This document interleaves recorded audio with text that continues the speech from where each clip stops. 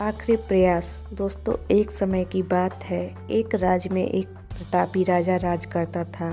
एक दिन उसके दरबार में एक विदेशी आगंतुक आया और उसने राजा को एक सुंदर पत्थर उपहार स्वरूप प्रदान किया। राजा वह पत्थर देख बहुत प्रसन्न हुआ।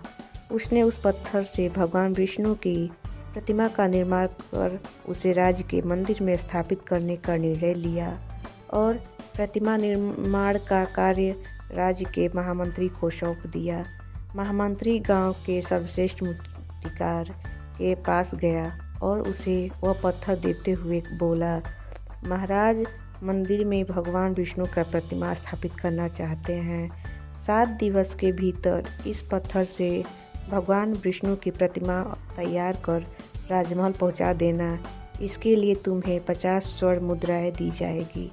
50 स्वर्ण मुद्राओं की बात सुनकर मूर्तिकार खुश हो गया और महामंत्री के जाने के उपरांत प्रतिमा का निर्माण कार्य प्रारंभ करने के उद्देश्य से अपने औजार निकाल लिए। अपने औजारों में से उसने एक हथौड़ा लिया और पत्थर तोड़ने के लिए उस पर हथौड़ा से वार करने लगा, किंतु पत्थर जस का तस रहा। मूर्तिकार ने हथौड़ा के कई बार पत्थर पर किए, किंतु पत्थर नहीं टूटा। 50 बार 50 करने के उपरांत मूर्तिकार ने अंतिम बार प्रयास करने के उद्देश्य से हथौड़ा उठाया, किंतु यह सोचकर हथौड़ा पर प्रहार करने के पूर्व ही उसने हाथ खींच लिया कि जब 50 बार करने से पत्थर नहीं टूटा तो अब क्या टूटेगा। वह पत्थर लेकर वापस मंत्री के पास गया और उसे यह कहकर वापस कर आया कि इस पत्थर को तोड़ना नामुमकिन है, इसलिए इससे भगवान विष्णु की प्रतिमा नहीं बन सकती।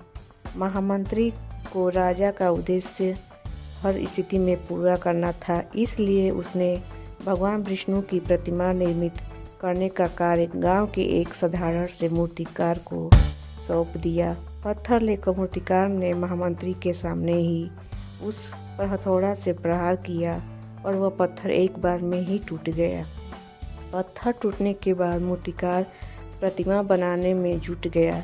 इधर महामंत्री सोचने लगा कि काश पहले मूर्तिकार ने एक अंतिम प्रयास और किया होता तो सफल हो गया होता और 50 स्वर्ण मुद्राएं का हकदार बनता। सीख।